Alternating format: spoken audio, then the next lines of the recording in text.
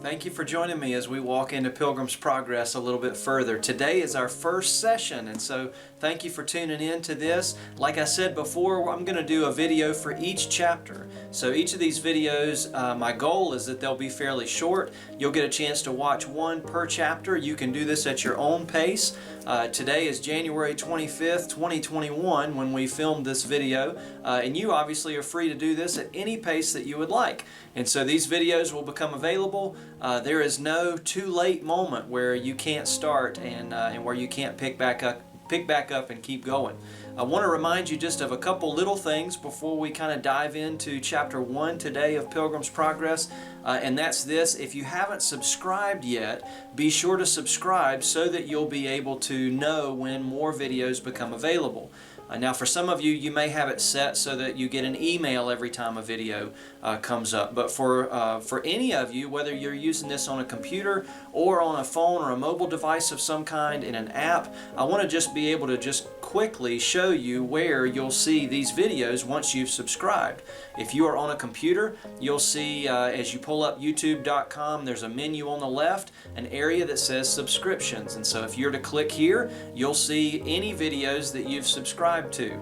This is a shot of my computer that shows our church's media page, as well as the study that we have going here that shows in the subscription. So you will show anything that's there as well. So if you don't know where to find the next videos, or if you're saying, I don't know if there's been another one that's gotten put out, you can go here and click here. Same way that if you're in a mobile app, if you're on your phone, your menu probably looks something like this, and down at the bottom you'll see an area that says subscriptions. If you click there, that's how you can find these videos, and so be aware when they come out. So there's a little bit of technical data. So now that we've gotten that out of the way, let me just dive in and go right into the story today. I hope you're enjoying chapter 1 in the book so far. I've talked to some of you who have already been pacing a lot faster than just starting with chapter 1. That's great. Some of you might be ready to dig in. Some of you are going to decide it's nice to watch these before you read. Others of you are going to want to read and watch these afterwards.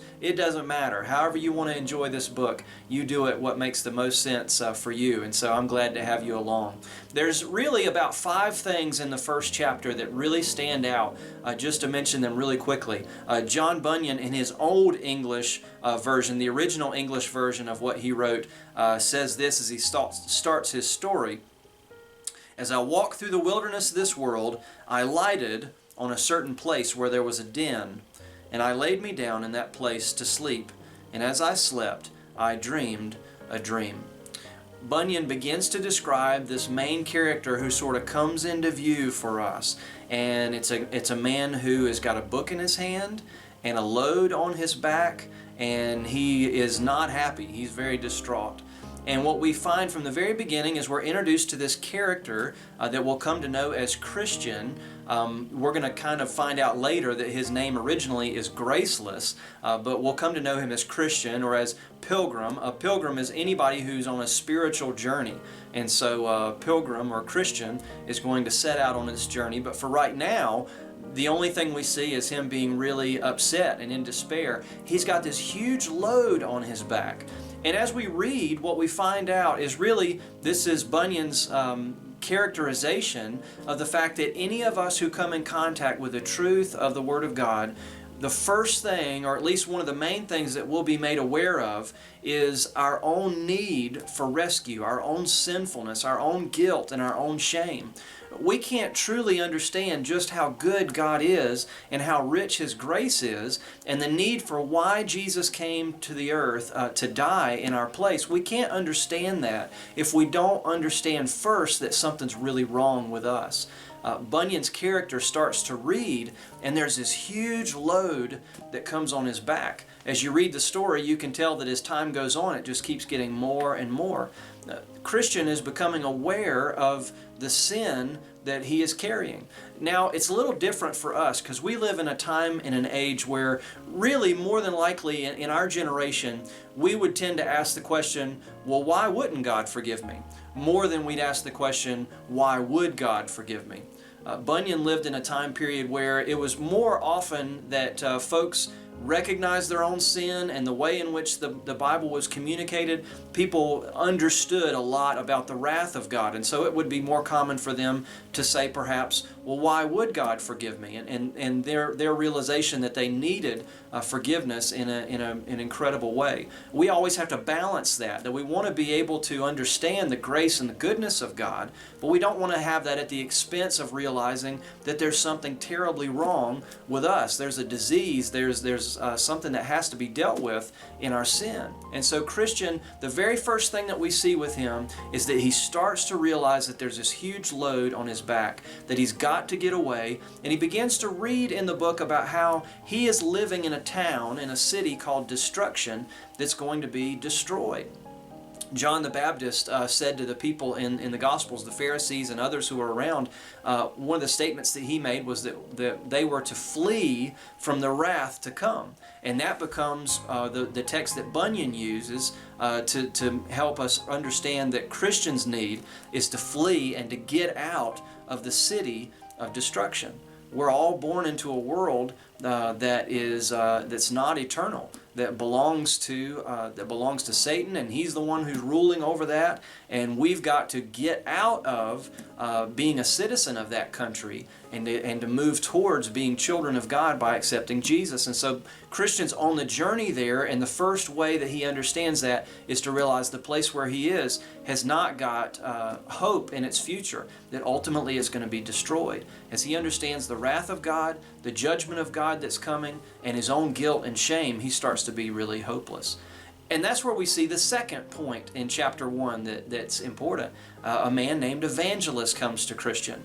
Now, Evangelist probably represented for Bunyan a pastor of his day. There was one particular pastor who really had a huge impact on Bunyan. And so it could be seen as someone who's a minister of the gospel in some ways. But really for any of us, Evangelist or those in our story of knowing Christ, anybody who's communicated to us the hope that we need could be seen as this type of character in our life. Evangelist is someone who just tells good news. That's what that word means. And so anybody in your life or in my life who's communicated to us a spiritual truth that we needed, that's pointed us towards Jesus, could be an evangelist. And so Christian, in his hopeless state and in a place where he doesn't know what to do, there's an evangelist who comes to him and says, he sort of tests him a little bit and says, well, why in the world would you want to be able to do this or to do that? And he hears enough from Christian, or who right now is called Graceless, to be able to say, he knows that Christian wants to be able to do something about what's happening. And so Evangelist says, do you see that wicket, not wicked, but wicket gate, there in the distance? Christian, of course, his eyes are too weak, and he says, no, I can't see that. But he says, do you see a light? And Christian says, yes, I think I see a light. And Evangelist says, okay, go straight towards that light. Now, what's difficult for Christian right off the bat is that his family doesn't believe, he's all alone, and then all of his neighbors begin to make fun of him. And so as he starts to head towards this light, we get a chance to meet two characters. And these two characters' names are Obstinate and Pliable. One of the things that's helpful in this story is that people's names sort of tell you a lot about them. And so eventually when you meet people like Ignorance, for example, you're going to sort of expect what's coming. But Obstinate and Pliable run after Christian as he's running to get out of the city of destruction, and they try to stop him. Now, if you've ever used the word obstinate, it probably had to do with a child that wouldn't obey or something like that.